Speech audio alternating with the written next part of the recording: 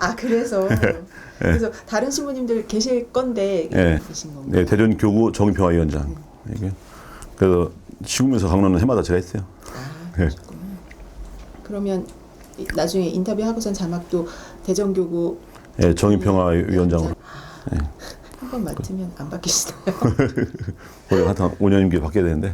저희 신부님도 굉장히 많이 친구 동창 신부님, 동창. 이시라고 그때 동기입니다. 말씀하셨던 것 같으니까 이사하면서 이제 동생을 옮겨가지고 이번에 조교님이 저희 관평동에서 성탄미사는 하셨던 예, 맞습니다. 네. 거기 원래 본당이었었거든요. 네.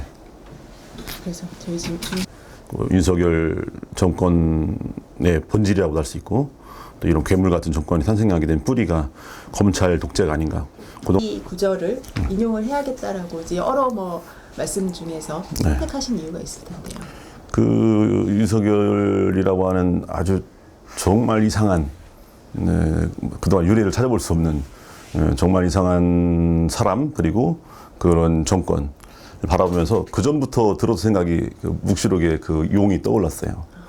더군다나 근데 그 사람이 이제 청와대를 놔두고 용산으로 옮기면서 물론 그 과정 안에서는 어떤 주술적인 이유가 있었는지 여러 가지 추측이 있지만 어쨌든 무리하게 용산을 이동하면서 그 용산이란 말이 초창기부터 제가 저 묵시록의 용왕과 통하는데라는 그런 생각이 있었고 그리고 하는 그동안에 또 해온 2년 반이라는 세월이지만 우리 국민들이 느끼기에는 정말 긴 세월처럼 느껴지는 이 과정 속에서 해오는 짓이 사실 이 세상을 아니 이 나라를 거의 지금 절단내듯이 하는 그런 사태를 보면서 이게 바로 묵시록이 말하는 그 용 사악한 용이 아닌가라는 그런 생각 전부 되었습니다. 그래서 이번에 특별히 시국미사 강론 때 맨 처음 도입부를 그렇게 시작했던 거죠.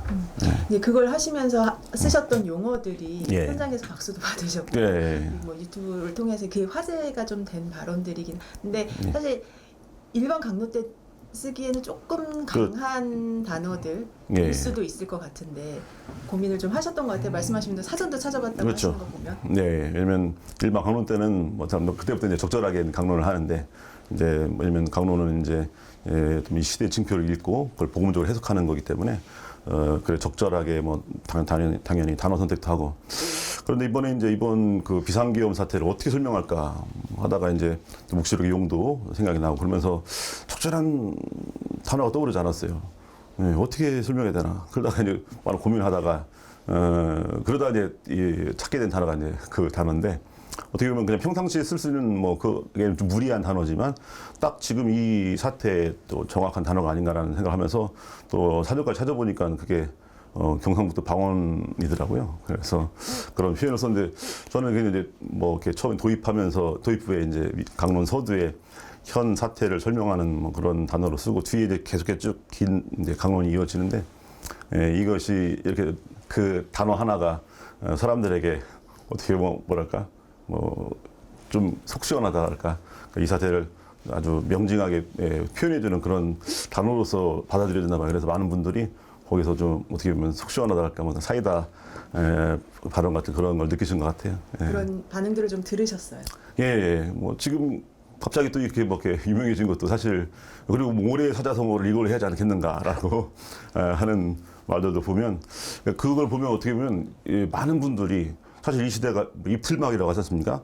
입을 실제로 틀어막는 그런 모습들을 많이 보고 대통령 앞에서 정말 해야 할 말 못하게 그래서 경호원들이 끌려 나가 경호원들한테 이런 시대이기 때문에 사실 하고 싶어도 하지 못하는 말들이 참 많은 것 같습니다. 그런 때 이제 사제가 그런 공식성상에서 미사라는 거룩한 전례 안에서 그런 어떻게 보면 그런 단어를 사용하는 것이 사람들에게 어떤 대리만족 같은 그런 어떤 시원함도 느꼈을 것 같아요. 절묘하게 이제 용산, 이무기, 이렇게 사탄 이렇게 연결되는 연결고리들은 평소 생각이신 거네요. 이 사탄이라는 게 악마라고 하는 말이 그 라틴어는 디아볼루스라고 해요. 디아볼로스라고 하는 그리스 말에서 온 건데 이 디아볼로스는 무슨 뜻이냐면 디아라는 말이 갈라놓는다는 뜻입니다. 이 접두사 디아가. 그러니까 디아볼로스는 갈라놓는 자라는 뜻이에요. 그러다 보니까 원래 이제 묵시록이 말하는 용이 이제 악마, 사탄을 뜻하는 건데 윤석열 정권의 지금 2년 반 동안의 그 국정 운영을 보면 국민을 다 일치하고 화합하고 뭔가 어우러지게 하는 게 아니고 다 갈라놓고 분열시키고 이런 그래서 함께 어우러져 살아가는 삶이 아니고 그렇지 못하는 그런 삶을 더 피폐하게 만드는 그런 모습. 그래서 저게 바로 디아볼로스의 모습이 아닌가라는 생각을 하게 됐습니다. 그래서 사실 그러다 보니까 이제 묵시록에 말하는 그 디아볼로스, 그 용의 모습이 바로 그 모습이죠. 우리 동양에서 말하는 용은 상서로운 그런 상징이지만 서양에서 용은 그 사탄, 악마를 뜻하는 거기 때문에 그래서 그런 차원에서라도 어떻게 보면 그 갈라놓는 자로서의 어떤 면면, 이 세상을 그야말로 지금 남북으로 갈라져 있지만 지금 우리 사회 안에서도 또 수도 없이 갈라놓는 그런 모습을 또 연상케 하는 모습이라서 그렇게 또 그런 식으로 빗대어서 얘기를 했습니다. 서론을 이제 이 묵시록 이야기를 가지고서는 시작을 하셨는데 이 강론을 통해서 내가 진짜 전달하고자 하셨던 메시지 가장 포인트가 되는 게 일단 뭐였을까요? 저는 이번에는 검찰 독재에 좀 초점을 맞췄어요. 왜냐하면 이 검찰 독재, 이 검찰 개혁이 제대로 이루어지지 않으면 지금 윤석열이 이제 그 파면을 이제 탄핵됐지만 이제 헌재에서 파면을 시킨다 하더라도 제2의 윤석열, 제3의 윤석열이 다시 등장할 수 있다는 그런 어떻게 보면 그 걱정 이런 것들이 앞설 수밖에 없는 것이 본질적인 것이 없어지지 않고 있다는 거죠. 왜냐하면 예전에 박근혜 정권도 뭐 탄핵을 했지만 또 이런 정말 유례 없는 이런 괴물과 같은 정권이 탄생할 거라고는 그때는 아무도 생각 못했을 겁니다. 그런데 다시 이런 정권이 탄생했단 말이에요. 그래서 본질적인 게 뭐냐라고 생각할 때 여러 가지 얘기할 수 있겠지만 그 중에 하나 가장 첫 번째로 꼽는다면 이 검찰이 아닌가. 사실 세계적으로 유례를 찾아볼 수 없는 무소불위 권력을 지니고 있지 않습니까? 그래서 뭐 일제 시대 때는 그 일제 부역하면서 그러면서 이제 또 그 권력을 계속 유지해 왔고, 그다음에 독재 정권 시절에도 마찬가지로 그 독재 정권에 부역해 왔던 것이 이제 지금은 전면에 나서게 된 거죠. 그래서 우리가 소위 속칭 뭐 검찰 독재 정권이라고 얘기하는데, 그래서 우리나라가 법치 국가이기 때문에요. 모든 것이 법으로 이루어집니다. 사실 법이라고 하는 것은 사실 가난한 사람들, 힘없는 사람들이 마지막 의지할 수 있는 마지막 보루예요. 근데 그런 법을 가지고 자기들 마음대로 고무줄처럼 늘렸다 줄였다 할 수 있는 그런 법 기술자로서의 역할을 그것도 권력에 부역해가면서 근데 지금은 권력의 전면에서 하는 검찰의 그런 이 모습이 개혁되지 않으면 다시 또 지금 당장은 뭐 판면된다 하더라도 또 제2의 또 제3의 윤석열이 탄생하지 않을까. 그래서 어떻게 보면 이번 시국조사를 하면서 단순하게 지금 이 시대의 윤석열을 파면하는 것에서 그치지 말고 좀 본질적인 것들, 그런 문제점을 그것을 청산해야 된다라는 차원에서 이번 시국조사의 가장 초점이 검찰 개혁이었습니다. 말씀하신 이제 이야기를 듣다 보면 강론 중에도 있었는데 참된 민주주의라는 그 표현을 쓰셨어요. 보시기에 참된 민주주의는 어떤 모습인가요? 말 그대로 민주주의는 이제 국민들이 시민들이 주인이 되는 그런 나라죠.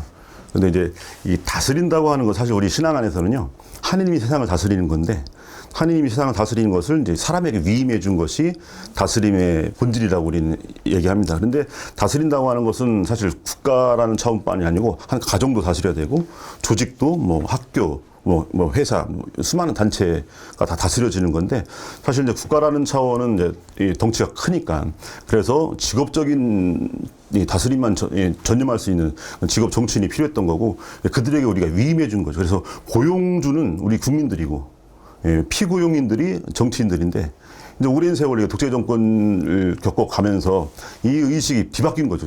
주객이 전도된 겁니다. 그래서 사실 국민의 이 나라의 주인이 국민인데도 불구하고 피고용인들이 주인인 것처럼, 그리고 고용주인 국민들은 거꾸로 그들이 피고용인 것처럼 이렇게 이런 식으로 뒤바뀌어진 거죠.